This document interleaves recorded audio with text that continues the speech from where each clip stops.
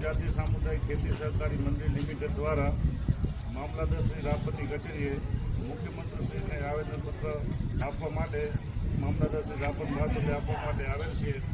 જેમાં અમારી મુખ્ય માંગણી હોય છે કે હાલમાં જે રાપર તાલુકાની અંદર 14 ઇંચથી વધારે જે વરસાદ પડે છે, જેમાં રાપર તાલુકાના ગુજરાતી પટ્ટીની 32 ગામોની જમીનોમાં મોટે પાયે નુકસાન થયું છે.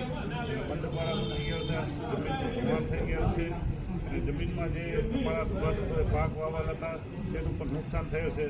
આજે અમે રાજ્ય સરકારના શ્રીને અને મુખ્યમંત્રીશ્રીને રાજ્યપાલશ્રીને માગણી કરી રહ્યા છીએ કે અમને આ અમારી જે જમીનોમાં નુકસાન થયેલ છે એના માટે સ્પેશિયલ બજેટ ફાળવવામાં આવે. જે ખેતીના પાકનું નુકસાન થયેલ છે એના માટે અલગથી સર્વે કરવામાં આવે મંડીનું, અને જે નુકસાની થયેલ છે, જે ધોવાણ થયેલ છે જમીનનું, એના માટે આર્થિક વળતર ચૂકવવામાં આવે એવી અમારી રાજ્ય સરકારને મુખ્યમંત્રીશ્રીને એ મામલતદાર શ્રી રાપર મારફતે માગણી છે. જય ભારત, જય ભીમ.